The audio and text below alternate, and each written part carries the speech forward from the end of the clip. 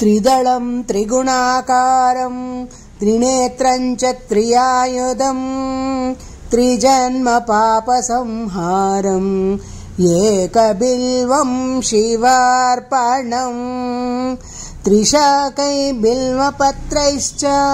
अच्छिद्रैः कोमलैः शुभैः तव पूजां करिष्यामि एकबिल्वं शिवार्पणम् सर्वत्रैलोक्यकर्तारं सर्वत्रैलोक्यपालनं सर्वत्रैलोक्यहर्तारम् एकबिल्वं शिवार्पणम् नागादिराजवलयं नागहारेण भूषितम्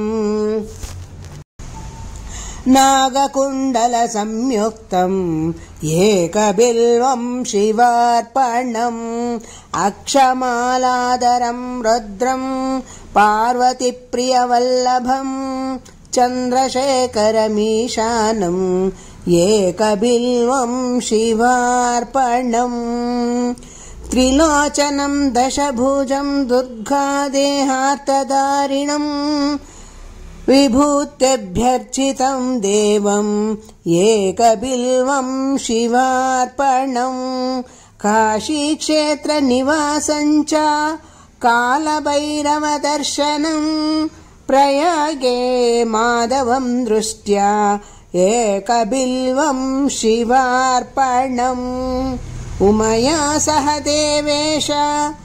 नन्दिवाहनमेव च सर्वलोकमाप्नोति एकबिल्वं शिवार्पणम्।